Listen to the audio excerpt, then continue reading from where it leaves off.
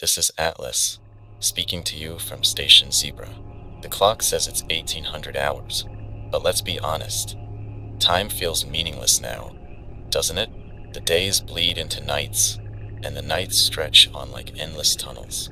But if you're hearing this, it means you're still here, still breathing, still holding on. That's worth something. That's worth everything. For those tuning in for the first time, welcome. Station Zebra is your lifeline, your signal in the void, and maybe, just maybe, your reminder that humanity isn't done fighting. I don't know where you're hiding, where you've been, or what you've seen, but I do know this. We're connected now, you and me. This fragile line of sound is proof that even in the shattered remnants of the world, we can still find each other. Hold on to that. It matters. Let me set the scene for you. The skies outside are blackened with ash, a swirling chaos of smoke and fallout that blocks out even the faintest glimmer of stars. It's been 6 months since the first blasts, and the world as we knew it is gone. The cities, ghostly skeletons of their former selves.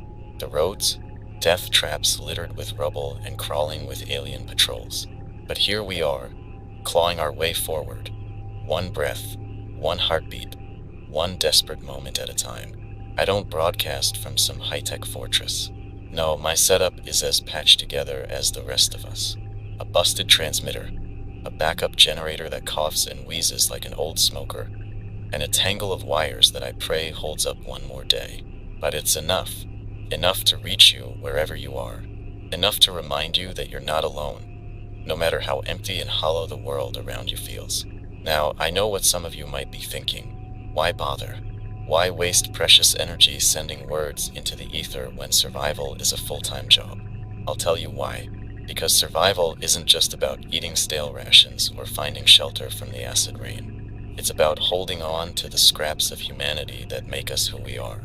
It's about remembering that we're more than scavengers picking through the bones of a broken planet. We're still human. And as long as I have a voice, I'll use it to remind you of that. So here's the deal.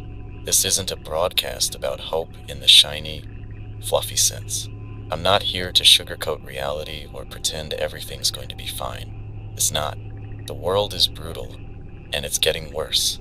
But hope isn't about pretending. It's about defiance. It's about spitting in the face of despair and saying, "Not today." That's what Station Zebra is about. It's about keeping the flame alive, even when everything around us is smothering us in darkness. I know you're tired. Hell, I'm tired too. The kind of tired that seeps into your bones and whispers for you to just lie down and let go. But we can't. Not yet. Not when there's still a chance, however slim, that we can carve out something better. Not when there are others depending on us, even if we can't see them. Think of me as a voice in the dark, calling out to you, pulling you back from the edge. I'm here, and so are you. That's enough to start with. The air is heavy tonight. Maybe it's the fallout or the storm rolling in, but there's a weight pressing down on everything, like the world itself is holding its breath. I've been scanning the frequencies, and the silence is louder than ever. That silence, it's the worst part, isn't it? The absence of the hum of life we once took for granted. No traffic, no laughter, no music, just this endless, aching void. But even in the silence, we're here, filling it with something that matters, with life.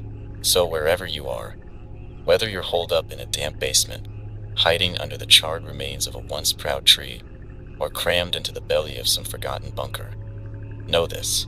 You're not just surviving, you're resisting. Every breath you take, every step you move forward, is a middle finger to the things that want us gone. The invaders, the elements, even the despair that creeps in when the lights go out. They don't win as long as we keep going. I know some of you have lost everything. Family, friends, homes. I can't pretend to understand your pain, but I do know this. Those losses don't make you weak. They make you dangerous. Dangerous to the things out there that think they've already won. Because the ones who've lost everything have nothing left to fear. And fear, that's their weapon. That's how they keep us in line, cowering, hiding, waiting for the end. But fear is a liar. And so are they. You've made it this far, and that's no small feat. 6 months of hell and you're still standing.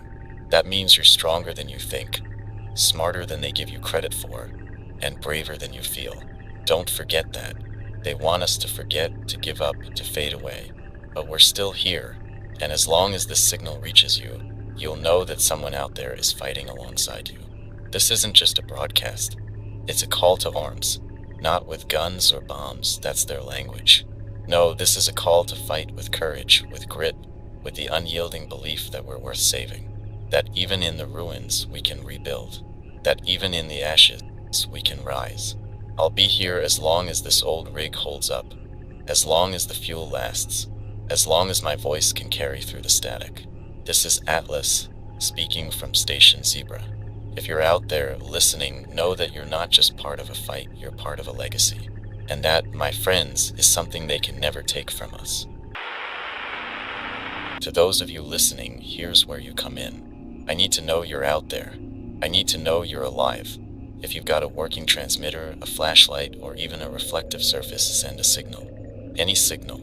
It doesn't matter if it's 2 taps on channel 16 or a flash of light toward the eastern horizon. Just let me know. We've all felt the isolation creeping in like frostbite. Silent, numbing, relentless. Let's thaw it out together. I'll scan for responses after this broadcast. For those of you near Zone Delta, I need you to listen closely. You've got incoming weather that doesn't look friendly. Visibility will drop to near zero, and the fallout levels are rising. If you've got lead line shelter or access to reinforced underground spaces, use them. If you're relying on makeshift barriers, double-check the seals. Don't leave a single crack. Radiation doesn't discriminate, and tonight's winds won't wait for the cautious. To the northern ridges, I know your supplies are running thin. The chatter from last week said you were down to crumbs and boiling weeds. If you're picking this up, head 2 clicks eastward to the abandoned farmstead with the collapsed silo. I've heard it's clear of hostiles, and there might still be something edible in the cellar. It's not much, but right now, not much can mean the difference between holding on and giving in. Speaking of the eastern zones, I caught a faint signal earlier. Just a flicker, barely distinguishable from the static. But it was there. Someone's trying to reach out. I couldn't decode the full message, but I caught a single phrase, light beacon at dawn. If you're anywhere near the Rust Plains, keep an eye on the horizon. If you see a faint glow tomorrow morning, it might not be the sunrise. It could be them, whoever they are. And if they've got the tech to build a light beacon, they might have more than just hope to share. I know what you're thinking. A light beacon? That's a risk no sane person would take, especially with drones patrolling the skies.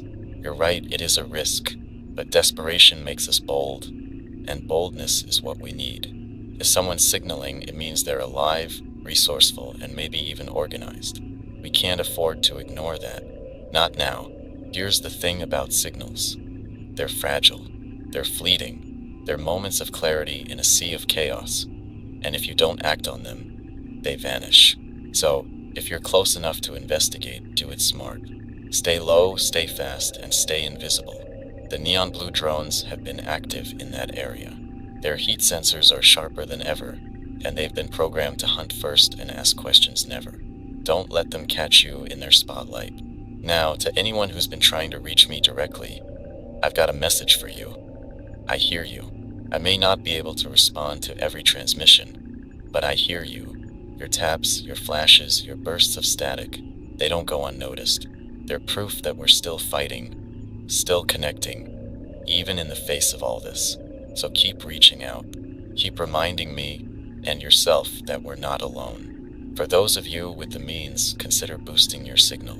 A simple makeshift antenna, aluminum foil, copper wire, even a coat hanger can increase your range by miles, but don't overdo it.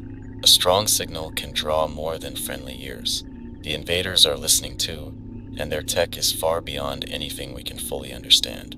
Every word, every sound, every ping is a gamble. But then again, so is every breath we take. Let's talk about the silent zones. There are places out there where the airwaves are dead, where not a single voice cuts through the static. I've mapped a few of them, and they're growing. Zone E9, near the mountain range, went silent 3 days ago. No signals, no noise, just an empty void. Either the survivors there have gone dark by choice or someone made sure they had no choice at all. If you're anywhere near a silent zone, consider it hostile territory. Trust nothing. Trust no one. And for those of you wondering if I've got eyes on you, the answer is no. I don't have drones, satellites, or fancy surveillance tech. I'm just a guy with a mic and a map, relying on what little intel trickles in from the scattered remnants of humanity. But I trust you to be my eyes, my ears, my lifeline. If you see something, say something. Even a single word could save lives. So here's your mission, survivors. Check in. Send a signal, no matter how small or fleeting. If you're near the northern ridges, head for the farmstead. If you're in Zone Delta, lock down your shelter. If you're anywhere near the Rust Plains, watch for the light beacon. And if you're in a silent zone, stay sharp and stay alive. This is Station Zebra, and you're part of something bigger than yourself. Keep the line alive. Keep the connection strong. And remember, the signal is more than sound. It's hope. It's resistance. It's survival. To those of you tuning in, listen closely. I've intercepted reports of heightened alien activity along the old highways, especially near the southern corridors. They've deployed patrols, more drones, more of those mechanical hounds, and worse, the towering sentinels.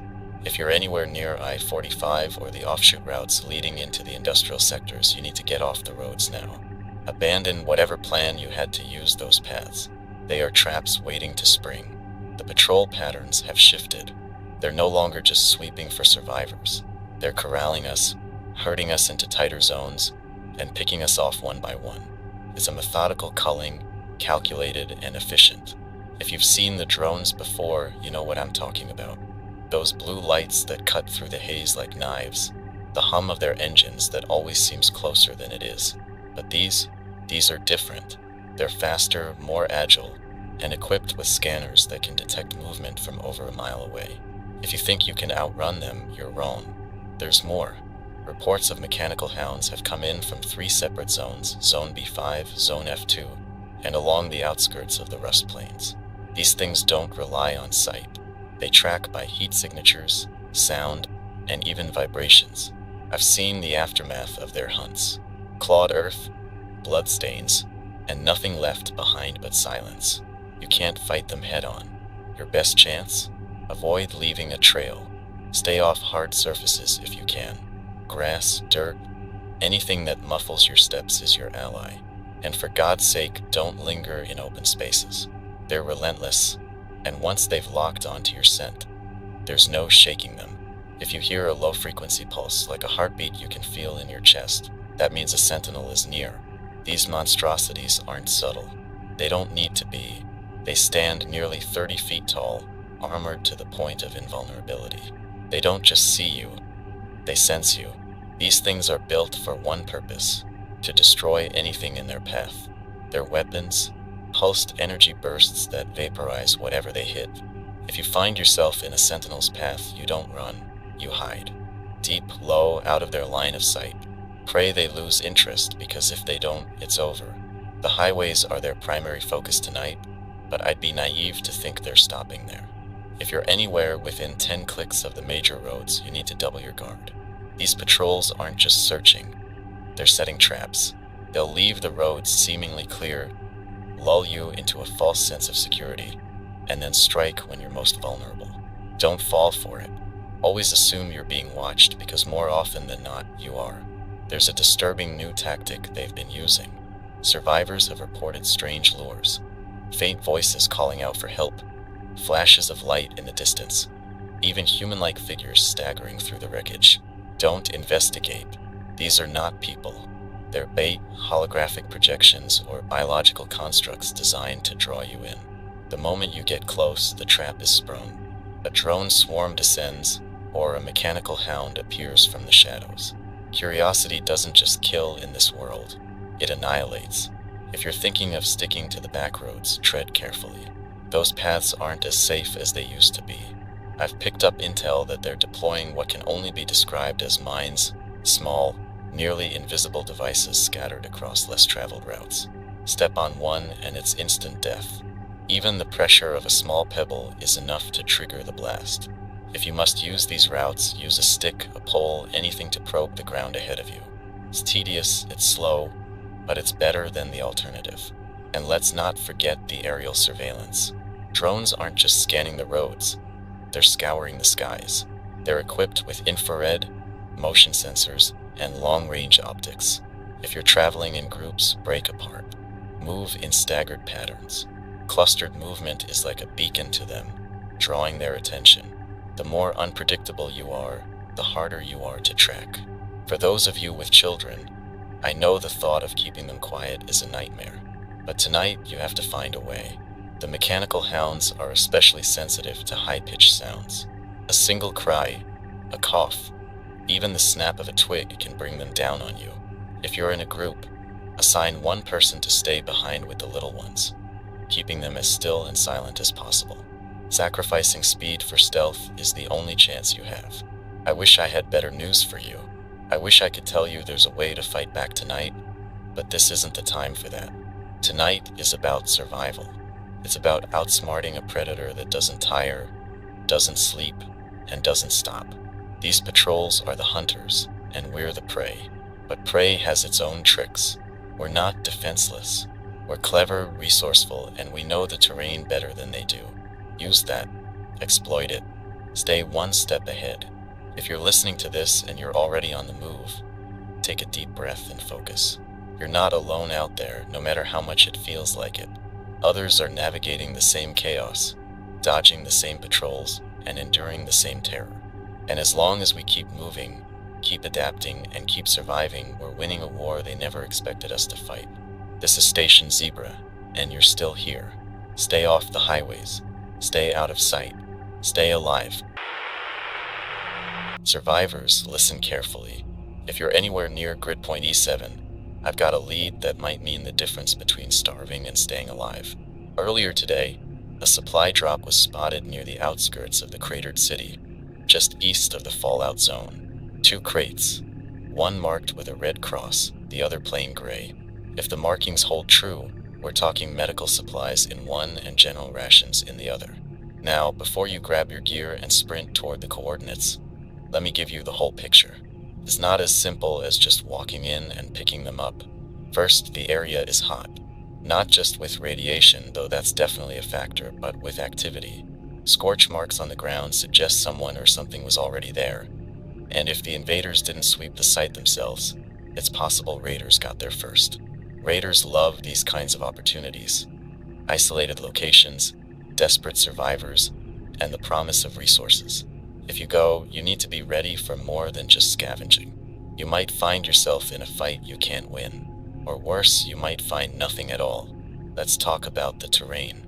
The fallout zone surrounding the drop site isn't just a name. It's a death trap. Radiation levels spike in patches, and those patches aren't always obvious. If you've got a Geiger counter, keep it on you at all times. Listen to it. Trust it. If you don't have one, you're flying blind, and blind isn't something you want to be out there. The wind shifts quickly, carrying particles that cling to your skin, your clothes, your lungs. A mask is essential. A full suit is better.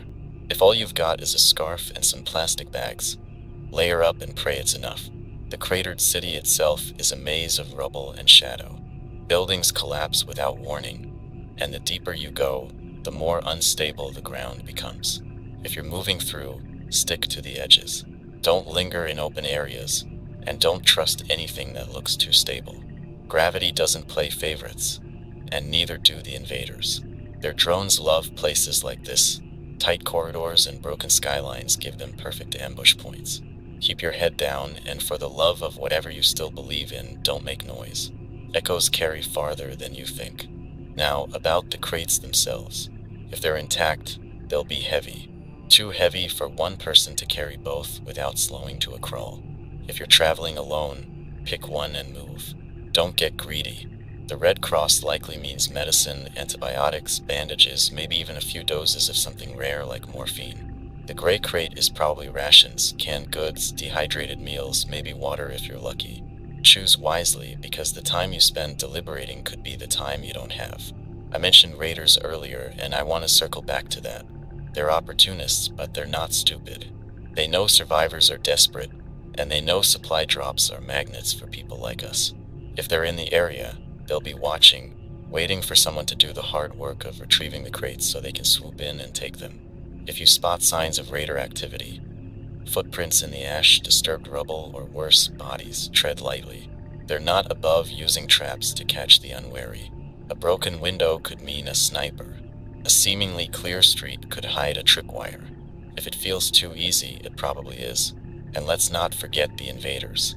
Their interest in supply drops varies, but it's never non-existent. Sometimes they ignore them, letting us fight over scraps like rats in a cage. Other times, they use the drops as bait, planting their machines nearby to thin our numbers. If you see drones circling above, don't assume they haven't seen you. They're patient, methodical, and capable of waiting you out.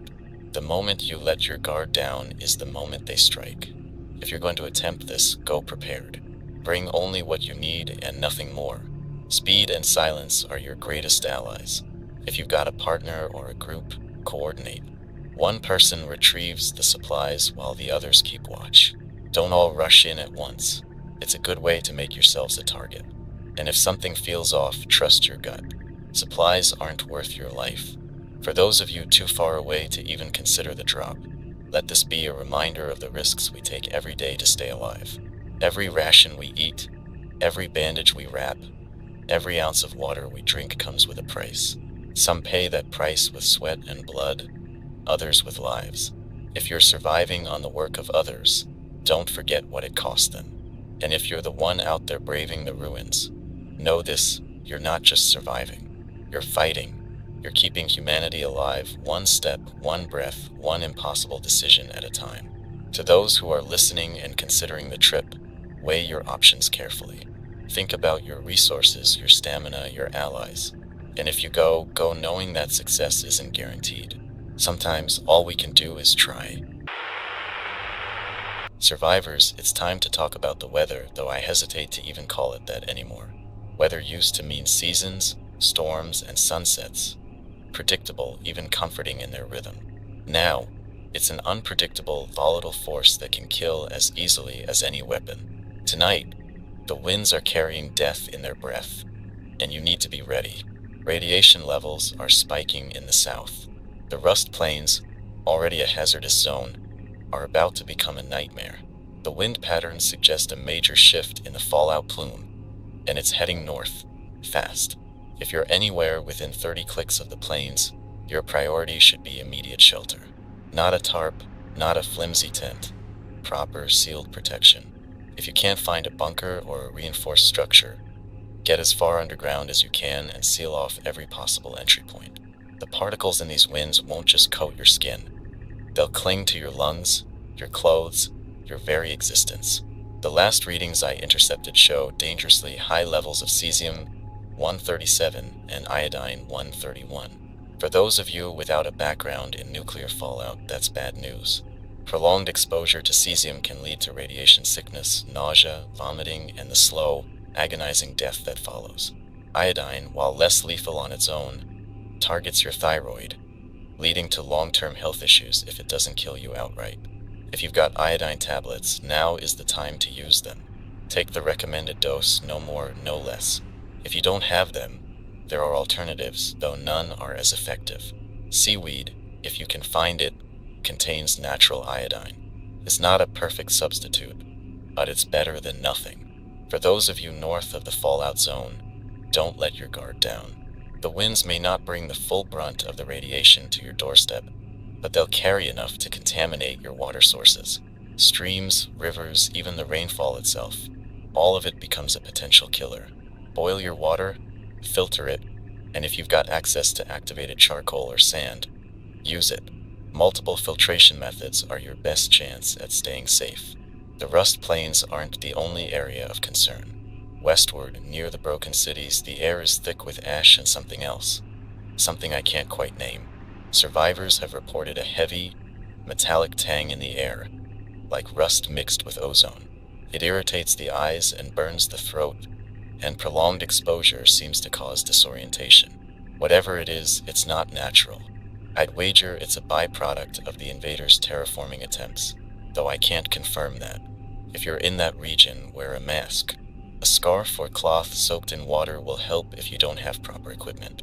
It won't stop everything, but it might buy you enough time to get clear.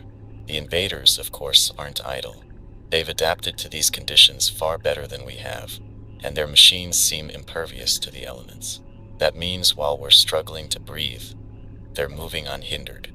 Tonight's conditions give them an advantage: reduced visibility, scattered groups, and the chaos that comes with the storm. Use their confidence against them. They won't expect you to strike when the environment is at its worst. If you have the means, set traps, create diversions, and make them pay for their arrogance. To those of you traveling, the next 12 hours are critical. If you're caught in the open when the winds shift, you'll have minutes, maybe seconds, to find cover. Keep your pack light and your wits sharp. If you're crossing through low-lying areas, be especially careful. Radiation pools in valleys and depressions, forming invisible hotspots that can cripple or kill before you even realize you've been exposed. Higher ground is safer, but it comes with its own risks, primarily visibility. Balance is key. If you're in a group, keep close. These storms have a way of disorienting even the most seasoned survivors. The ash clouds obscure landmarks, and the winds drown out voices. If you get separated, have a plan. A rendezvous point, a signal, anything that can bring you back together. And remember, no amount of supplies is worth losing someone to the storm. Survival is a team effort, and a team divided is as good as dead. I wish I could give you a timeline for when this will pass, but the truth is, I don't know. The invaders' interference has made forecasting nearly impossible. What I can tell you is that storms like this don't last forever. They're brutal, yes, but they're also finite. You just need to outlast them. Stay hidden, stay cautious, and stay alive. And if you're hearing this from a safe distance, consider yourself one of the lucky ones. But don't get complacent. The winds are fickle and luck is fragile. Tonight it's the rust plains and the broken cities. Tomorrow it could be your doorstep. Prepare while you can. Stockpile supplies, secure your shelter, and never assume you're safe. Assumptions get people killed. The storm is a reminder of the world we live in now. Unpredictable, hostile, and unforgiving. But it's also a test of our resilience, our ingenuity, and our will to survive. You've made it this far, and that's no small feat whatever comes next. Face it with the same determination that's carried you through every hellish moment so far. You're still here. Keep it that way. This is Station Zebra with an urgent advisory for everyone still standing. I don't say this lightly. There's something spreading out there, and it's not just fear. Reports are coming in about viral outbreaks, clusters of infection that are ripping through what's left of us. The signs are unmistakable, and if you're not vigilant, it could be the last thing you ever face. Here's what we know. The virus isn't like anything we've dealt with before. The invaders unleashed it as part of their assault. A biological weapon meant to weaken us, divide us, and wipe us out from within. It's fast, ruthless, and terrifyingly efficient. Early symptoms include fever, chills, and coughing. Sounds like any number of ordinary illnesses, right? But it doesn't stop there. Within hours, the fever spikes to dangerous levels, accompanied by glassy, unfocused eyes and black veins spreading across the skin. By the time those appear, it's already too late. The infected don't just lie down and die, though. That would be merciful, and mercy isn't in the invader's playbook. No, the virus twists them, warps them into something else. The infected become erratic, violent, and disturbingly strong. They lose their humanity, but not their cunning. They'll scream, cry, beg for help, anything to draw you in. It's not them anymore. It's the virus speaking through them, using every ounce of their remaining strength to spread itself further. If you encounter anyone showing these symptoms, distance is your only defense. Do not approach. Do not engage. Whatever ties you may have had to them, friends, family, allies, they're gone. The person you knew is gone, and what's left is a ticking bomb. It hurts, I know. It goes against every instinct we have as human beings to abandon someone in need. But this virus doesn't care about your instincts. It doesn't care about your compassion. It only cares about finding its next host. The infected aren't your only problem. The virus lingers in the environment long after its host is gone. Blood, saliva, even the air around them can be deadly. If you're scavenging in areas where outbreaks have occurred, treat everything as contaminated. Gloves, masks, and whatever protective gear you can muster are essential. If you don't have proper equipment, improvise. Layers of fabric soaked in alcohol or vinegar can act as a makeshift barrier. It's not perfect, but it's better than nothing. Now, for those of you who've already encountered the infected and lived to tell the tale, you need to decontaminate immediately. Strip off your outer layers, wash your skin with soap and water. Yes, even in the freezing cold. If soap isn't an option, use alcohol or bleach diluted with water. It's harsh, but so is dying from this thing. Burn your clothes if you can, or bury them deep. Don't take chances. Every particle of this virus is a potential killer. There's no cure. Let me say that again. There's no cure. At least not one that we know of. The old world's medical infrastructure is gone, and the invaders have no interest in fixing what they've broken. That means we're on our own. Prevention is our only weapon, and isolation is our strongest shield. If you've got a group, enforce strict protocols. No one enters your shelter without being thoroughly checked for symptoms. No exceptions, no second chances. Sounds harsh, but it's the only way to ensure your survival. If you're in a densely populated area or what used to be one, get out. The virus thrives in close quarters, feeding off the desperation of those who huddle together for safety. It only takes one infected person to decimate an entire group. Find somewhere remote, somewhere isolated, a place where the only thing you have to fear is the cold and your own thoughts. I know this all sounds bleak, but there's one silver lining. The virus doesn't seem to affect the invaders. That might sound like bad news, but think about it, this wasn't designed for them. It was designed for us to wipe us out while leaving their plans intact. That means the virus has limitations, boundaries. It can be beaten, but only if we're smart, disciplined, and ruthless in our precautions.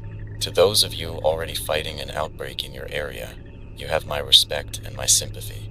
Quarantine the infected, even if it means losing people you care about. Burn everything they've touched, everything they've worn. It's brutal, but it's the only way to stop the spread. If your group can't enforce these measures, you need to make the hardest decision of all. Leave. Walk away and don't look back. Staying in an infected zone is a death sentence, and you owe it to yourself and the rest of humanity to survive. We're in a war on multiple fronts, against the invaders, against the elements, and now against something we can't even see. But we're still here. That means we're still fighting. Take every precaution, make every sacrifice, and remember, survival isn't just about enduring. It's about outsmarting the things that want us gone. Stay sharp, stay vigilant, and don't let this virus take one more life than it already has. Survivors, let's talk tactics. Tonight, the invaders have the upper hand. Enhanced patrols, erratic weather, and a terrain they're slowly reshaping to fit their needs. But just because they hold the cards doesn't mean we can't cheat the game. They're efficient, methodical, and heavily armed, but they're also predictable in ways we can exploit. You're still breathing because you've figured that out whether you realize it or not. First, let's address the drones. Their sensors are sharp but not infallible. They're most effective at detecting heat and movement, but they struggle in areas with high interference. If you're being tracked, look for water, streams, puddles, even damp ground. Cooling your body's surface temperature can buy you critical seconds. Mud is your friend here. Cover yourself in it, mask your heat signature, and stay still. Movement draws their attention faster than anything else. If you're in open terrain and you see that blue light scanning, drop. Flatten yourself against the ground and make no sound. Drones prioritize targets that move or radiate heat, and sometimes the simplest actions can mean the difference between life and death. If you're in a group, stagger your movement. Don't clump together. Clusters are easy targets, and drones love easy targets. Spread out, communicate silently if you can, and maintain line of sight with one another. Use hand signals, flashes of light, or simple patterns of movement to coordinate. The more unpredictable you are, the harder it is for them to zero in. And if you're forced to scatter, have a rendezvous point. Don't rely on shouting or running blindly back together. That's how mistakes are made. Now, about those mechanical hounds. These things are a nightmare. Fast, relentless, and almost impossible to outmaneuver. But they're not invincible. They track by sound, vibration, and scent, so your best chance at evading them is misdirection. Create false trails. Drag a piece of clothing behind you to throw them off, or toss objects in different directions to confuse their sensors. If you've got anything that makes noise, a wind-up toy, a recording device, even an old phone, use it as a decoy. Plant it far from your position and trigger it when they're closing in. The more time you can buy, the better your odds. Hounds are persistent, but they have one major flaw. They can't adapt to terrain the way we can. If you're in a forested area, use the trees. Climb if you're able. Hounds are built for speed on the ground, not for navigating vertical obstacles. If you're in a city or ruins, head for tight spaces. Their bulk limits their mobility in narrow corridors or debris-strewn pathways. Just remember that they'll wait for you to make a mistake, so don't get comfortable. Let's shift focus to the sentinels. These towering monstrosities are designed to intimidate and obliterate. Their height gives them a wide field of view, and their sensors pick up everything: movement, sound, heat, even changes in air pressure. But for all their power, they're slow to respond.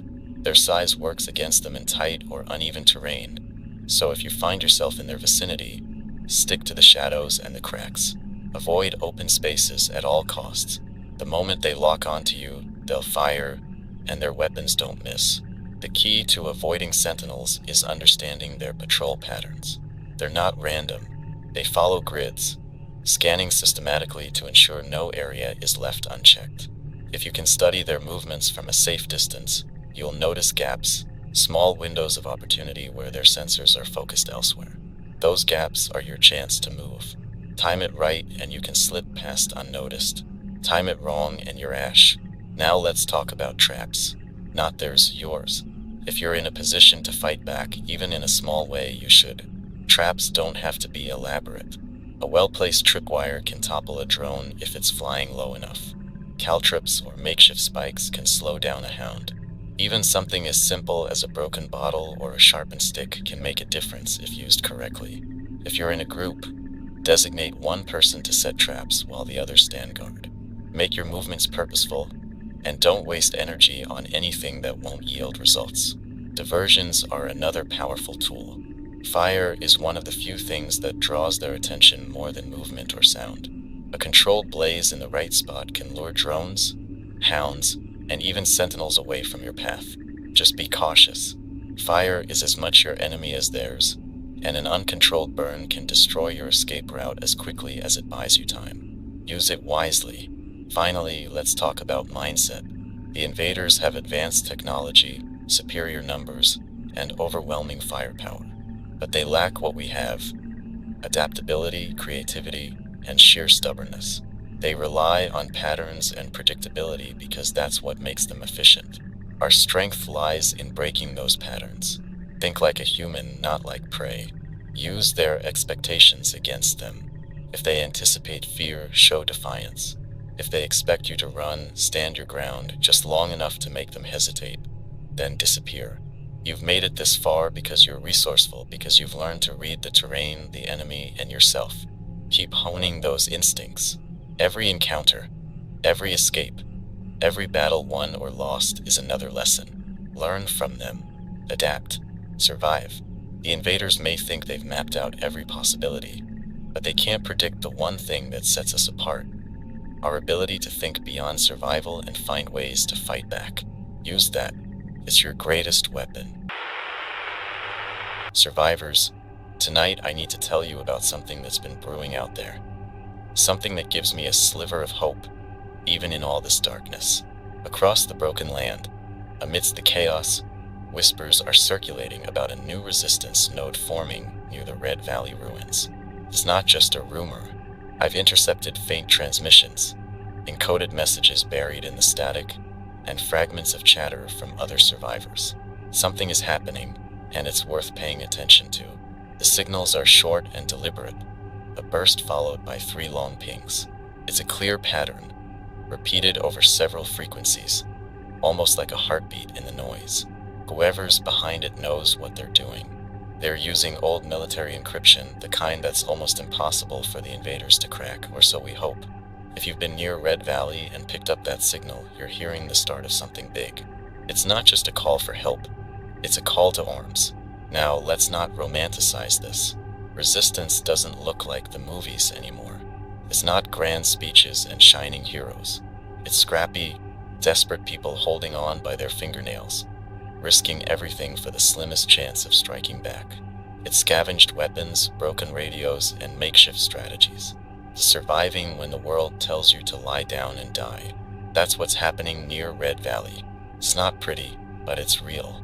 What makes this effort different is the level of coordination. Whoever's behind this isn't just surviving, they're organizing. They're setting up relay points, recruiting fighters, and gathering supplies. They're building something bigger than themselves, and that's no small feat in a world like this. But with that comes risk. The invaders aren't blind, and they're not stupid. They've crushed efforts like this before, snuffing out pockets of resistance before they could gain momentum. If Red Valley is going to be different, they'll need every advantage they can get, and that's where you come in. If you're nearby and capable, consider making contact. Approach cautiously, and don't expect open arms. Trust is a rare commodity these days, and for good reason. The invaders have used decoys before, sending infected or compromised individuals to infiltrate groups and tear them apart from the inside. If you're genuine, show it. Bring something useful, a tool, a skill, a piece of intel. Prove your worth. Prove you're there to fight, not just to survive. For those who can't make the journey, there are still ways to support the effort. Information is power now more than ever. If you've spotted alien patrols, drone swarms, or new structures, report it. Use encoded channels, old relay towers, or even physical notes if you must. Every scrap of intel helps them plan, helps them prepare. The invaders thrive on our disconnection, on the silence between us. Break that silence.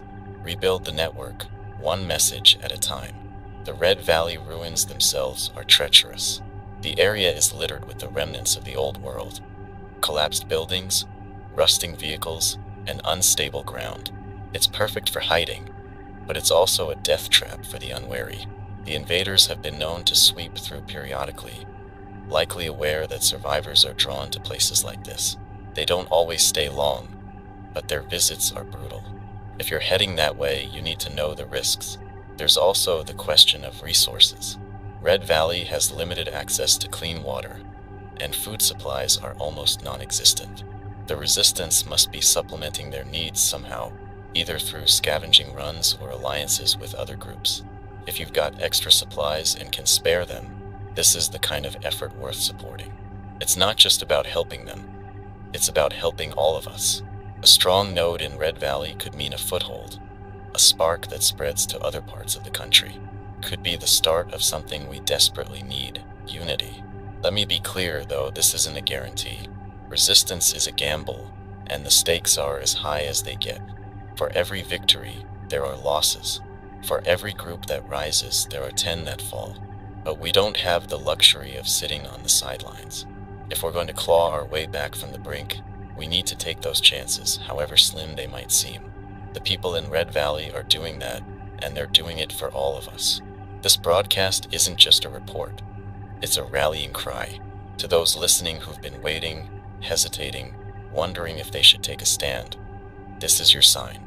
The fight isn't over.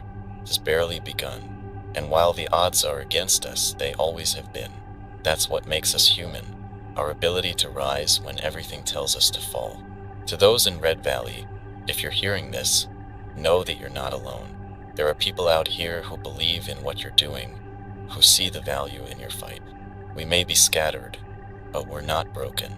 Keep pushing, keep building, and know that every signal you send, every step you take, every sacrifice you make, it matters. It all matters. Survivors, tonight I need you to focus. I've been intercepting alien broadcasts again, and there's a pattern emerging, a pattern that doesn't bode well for any of us. These signals are short, clipped, and heavily encrypted, but with persistence, some fragments have been decoded. What we've uncovered paints a grim picture, but also gives us a sliver of understanding, a tool we can use if we're smart. The phrase Sector 19V has been repeated across multiple transmissions. It's not random. Nothing they do is random. They're marking territories, expanding zones of control, and Sector 19V seems to be a priority. From the context, it sounds like they're preparing something, a staging area, a launch point, or perhaps even a place for one of their terraforming devices. If you're anywhere near that designation, you need to know you're in a target zone. The invaders don't designate areas lightly. When they name a sector, it's because they're about to act. The exact coordinates for Sector 19V remain elusive, but the broadcasts reference landmarks that narrow it down. Scarred Ridge is one of them, a jagged formation created by the initial blasts. It's unmistakable if you've seen it, rising from the wasteland like the bones of some ancient beast. The other clue is Black River. Though calling it a river now feels like a cruel joke, it's more sludge than water, choked with ash and debris. If these places sound familiar, you're likely on the edge of Sector 19V. That means you've got two choices: get out or prepare for what's coming. What's unsettling is the tone of these broadcasts. The invaders don't usually waste time on chatter. They communicate with precision, and every word, every signal carries weight. The emphasis on this sector suggests something big: reinforcements, a new weapon, a biological deployment.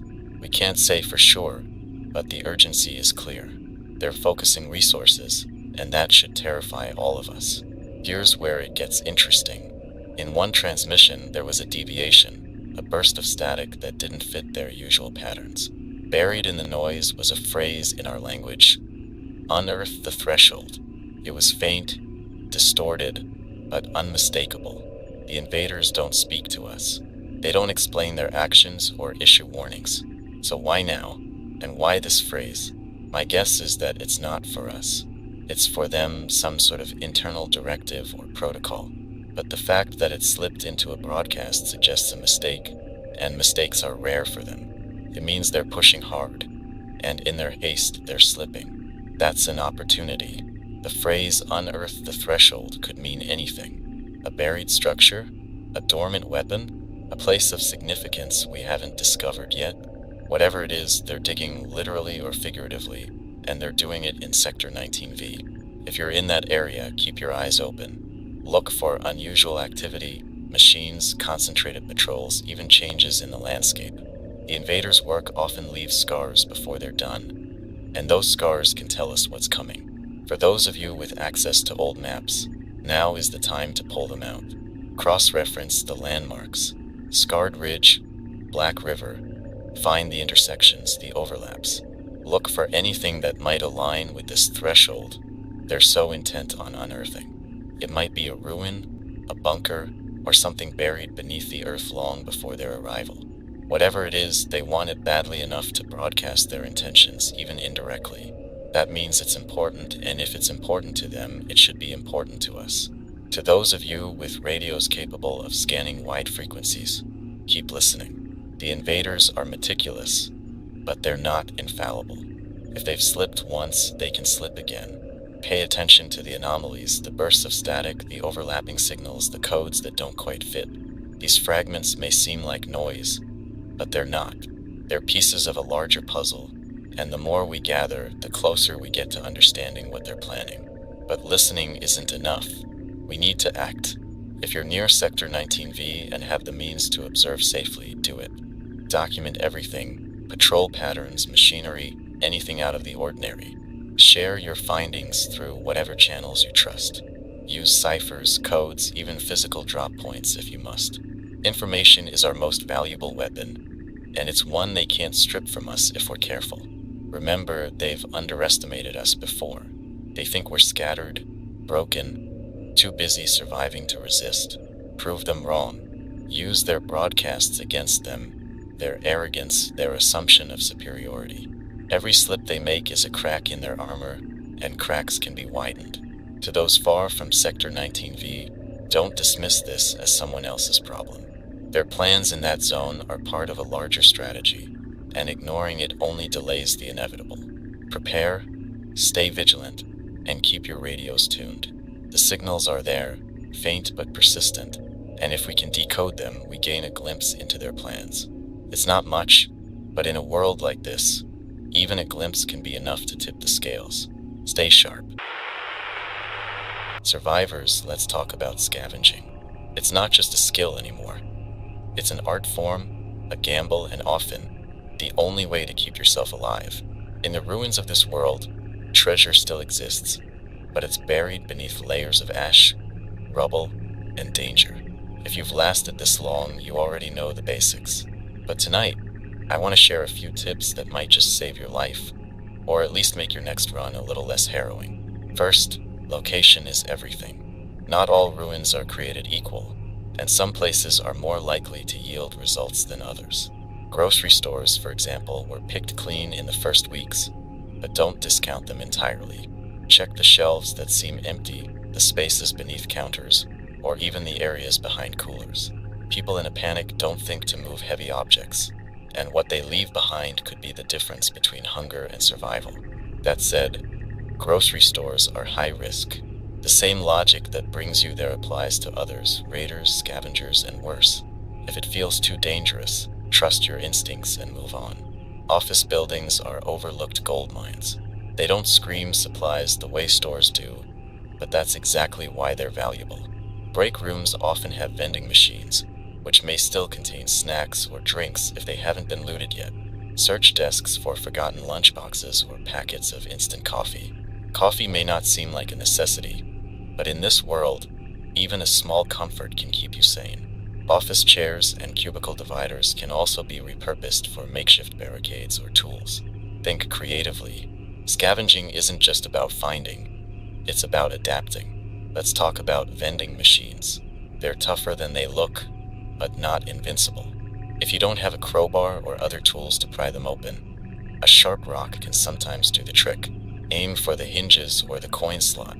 If all else fails, tipping the machine over might jostle something loose, but be prepared for the noise. Sound carries far in the silence of the wasteland, and a loud crash is like a beacon to anyone or anything nearby. Now, for those of you venturing into old homes, proceed with caution. Homes are deceptively dangerous. Structural integrity is often compromised, and it only takes one weak floorboard to send you tumbling into a basement filled with who knows what. Stick to the edges of rooms where the walls provide support. Check closets, attics, and even between couch cushions. People hid things in their homes before everything fell apart, and sometimes they forgot to take those things with them. Medications, canned goods, tools, all of it could still be there if you're thorough. Abandoned vehicles are another resource, though not without their risks. Cars often have glove compartments and trunks that hold treasures like bottled water, first aid kits, or even spare clothes. But remember, vehicles can also be traps. Always check for signs of tampering. A broken window, a missing door, or anything that looks too pristine. Raiders sometimes use cars as bait, luring survivors in with the promise of supplies only to ambush them when they're distracted. If a vehicle looks suspicious, it probably is. Move on. Let's not forget the value of the mundane. Batteries, string, scraps of metal, things you might overlook in favor of food or medicine. These items are the building blocks of survival. A few wires and a working battery can create a makeshift light, a signal, or even a simple trap. If you've got the skill, salvage everything you can. The invaders may have taken the world from us, but they haven't taken our ingenuity. Water is a priority, and it's harder to come by than ever. If you find a water source, treat it as suspect until proven otherwise. Boil it, filter it, and if you have access to iodine or purification tablets, use them. Desperation makes shortcuts tempting, but contaminated water will kill you just as surely as starvation. Old water heaters in homes can hold gallons of clean water, and most people don't think to check them. If you're scavenging in a residential area, that should be one of your first stops. While we're on the subject of priorities, know your limits. Scavenging is a balancing act. Carry too much and you'll slow yourself down. Leave too much behind and you risk needing it later. Evaluate every item for its weight, utility, and necessity. Ask yourself, Will this save my life, or will it cost me time I can't afford to lose? The answer isn't always obvious, but it's a question you need to ask. And finally, don't let greed cloud your judgment. The thrill of finding something valuable can make you reckless. A bag full of supplies is useless if you're too dead to use them. Know when to stop. Know when to leave. The ruins of the world are a dangerous place, and they've claimed countless lives already. Don't let yours be next. Scavenging isn't just about survival. It's about persistence, ingenuity, and knowing when to push your luck. Every item you find, every resource you salvage, is another step forward in a world that wants to hold you back. Keep your eyes sharp, your hands steady, and your mind focused. You're still here, and that means you're winning. One scrap, one step, one decision at a time. Survivors, take a moment. Breathe. Think about where you are, what you've endured, and how far you've come. 6 months. 6 relentless, grueling months of living in a world that wants you gone. And yet, here you are. That's no small thing. In fact, it's everything. The fact that you're still standing is an act of rebellion, a refusal to give in to the chaos that surrounds us. Think back to the beginning, those first days when everything fell apart. The noise, the confusion, the fire raining down from the sky, the alien ships carving through the clouds like knives through flesh. The world we knew ended in a heartbeat, replaced by this broken shell where every decision feels like life or death. And yet, somehow you made it. You navigated the destruction, the despair, and the hopelessness. That's not luck. That's grit. Survival isn't pretty, and it's rarely fair. You've probably done things you never imagined you'd have to do. Things that haunt you when you close your eyes. Maybe you've stolen food from someone weaker. Maybe you've left people behind because helping them would have meant your end. Maybe you've had to make choices that tear at your soul. That's the reality of survival, isn't it? It doesn't care about morals or ideals. It's raw, relentless, and merciless. But here's the thing, it's also proof of your strength. Surviving in this world means more than just staying alive. It means adapting, changing, and finding ways to keep moving forward even when everything feels impossible.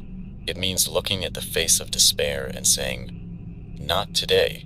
It's holding on when your body screams for rest and your mind whispers that it's easier to give up. It's pulling yourself out of the ashes again and again because something inside you refuses to let go. That something is what sets us apart from the invaders. They're relentless, yes, but they don't have what we have. They don't have will. Willpower isn't just some abstract concept. It's a force, a weapon as powerful as any we could build. It's the reason you get up in the morning, even when the day ahead offers nothing but struggle. It's the reason you fight for scraps, for shelter, for a fleeting moment of safety. And it's the reason we're still here. The invaders didn't count on that. They expected us to crumble, to scatter, to be too broken to resist. But will is stubborn, and so are we. Look around you if you're with others. Those people are your tribe now. They're your family, your comrades, your reason to keep going. Even if you're alone, know that others like you are out there, fighting the same fight. You're not as isolated as you feel. Every survivor is a thread in a larger web, a part of a tapestry we're weaving with every choice we make. The invaders may have taken our homes, our cities, our world, but they haven't taken our connections. Not entirely. And as long as those connections exist, so do we. It's easy to get lost in the day-to-day grind of staying alive. Finding food, water, and shelter becomes a cycle that leaves little room for anything else. But survival is about more than just meeting basic needs. It's about remembering who you are, what you're fighting for, and why you refuse to let this world crush you. It's about keeping the fire inside you burning, even when everything around you is cold and dark. That fire doesn't have to be big. It doesn't have to be a raging inferno. Sometimes it's just a flicker, a single ember glowing faintly in the night. But that ember is enough. It's enough to keep you going, enough to light your way, and enough to remind you that you're still human. And being human means something even now, especially now. Think about the invaders. They're powerful, yes, but they lack something we have. They lack creativity, emotion, and the ability to adapt. They operate on systems, patterns, and efficiency. They don't understand what it means to hope. They don't understand what it means to dream of a better tomorrow, even when today feels unbearable. That's our strength. That's our weapon. As long as we hold on to that, they'll never truly win. I know it's hard. I know the weight of it all feels crushing at times, but you've already proven you can bear it. Every breath you take is an act of defiance. Every step forward is a victory. Every time you choose to keep going, you're saying to this broken world, to the invaders, and to the darkness itself, you don't get to decide when I stop. So keep going, survivors. Keep fighting. Keep surviving. Because every second you hold on is another second we take back from them. And someday, maybe not tomorrow or next week or even next year, but someday those seconds will add up. Someday we'll find a way to push back, to reclaim what was stolen, to rebuild. Until then, survival is our resistance, and you're part of that resistance simply by existing. You've made it this far, and that's no small thing. That's everything. Remember that. Hold on to it, and let it carry you through whatever comes next. This is the moment when we take a breath, a deep one, in and out, the kind of breath that reminds us we're alive, even when the world feels like it's doing everything in its power to make us forget. It's a strange thing, being alive in a world like this. Survival feels fragile, fleeting, and yet, there's strength in it too. Every beat of your heart, every ounce of blood that courses through your veins. It's all proof that you've endured what others couldn't. That means something. Don't let anyone or anything convince you otherwise. The night outside is darker than ever, isn't it? Presses in thick and heavy, making you question where the horizon ends and the abyss begins. But here's the thing about the dark. It's a liar. Tricks you into thinking it's infinite, that it's all there is or ever will be. But you know better. You've seen the light before, and you'll see it again. That's what makes us different from the invaders. They operate in absolutes. We operate in possibilities. If you're hearing this broadcast, you're part of a rare breed, the unbroken. That doesn't mean you haven't felt the weight of everything pressing down on you. It doesn't mean you haven't fallen or fractured or even shattered at times. Being unbroken doesn't mean being untouched. It means piecing yourself back together when everything tells you to stay down. It means carrying those scars like badges, proof that you've fought and are still fighting. Take a moment to think about what you've survived so far. The first blast that turned the sky to fire. The chaos that followed, with people panicking, fleeing, and fighting for scraps. The alien invasion, relentless and calculated, stripping us of everything we thought was unshakable. And yet, here you are, still breathing, still standing. It's no small feat, in fact, it's monumental. The world we knew is gone, but that doesn't mean we're gone with it. We're still here, and as long as we're here, there's hope.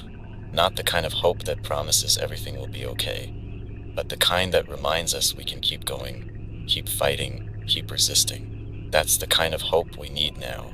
It's the kind that burns slow and steady, the kind that doesn't go out when the wind blows too hard. To those of you who've lost everything, homes, loved ones, the lives you once knew, I don't have answers for you. I don't have magic words that will make it all better.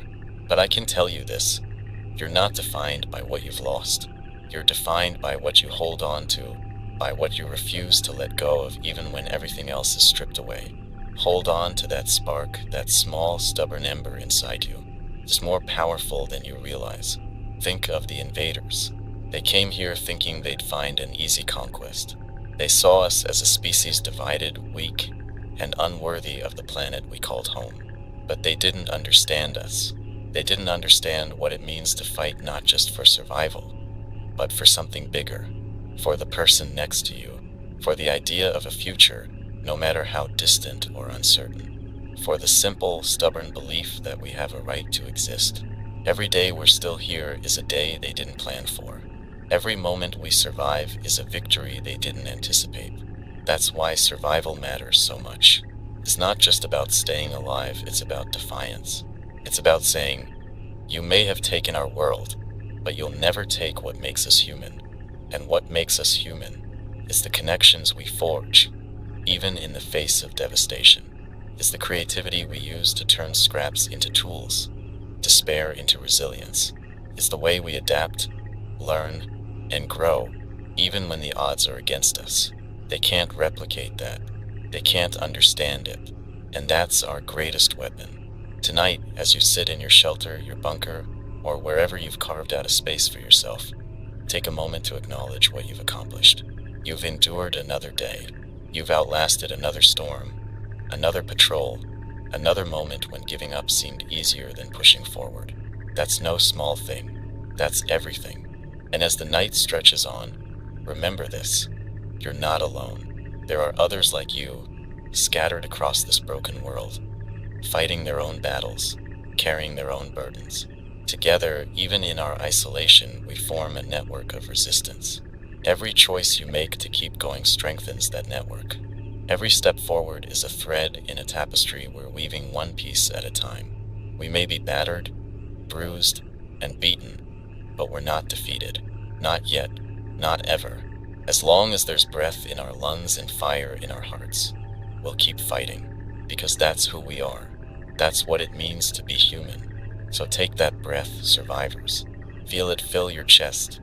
Feel it anchor you to this moment, to this world. You're here. You're alive. And that's enough. For now, that's enough. Keep going. Keep fighting. And remember, even in the deepest darkness, light is waiting. All you have to do is hold on long enough to find it.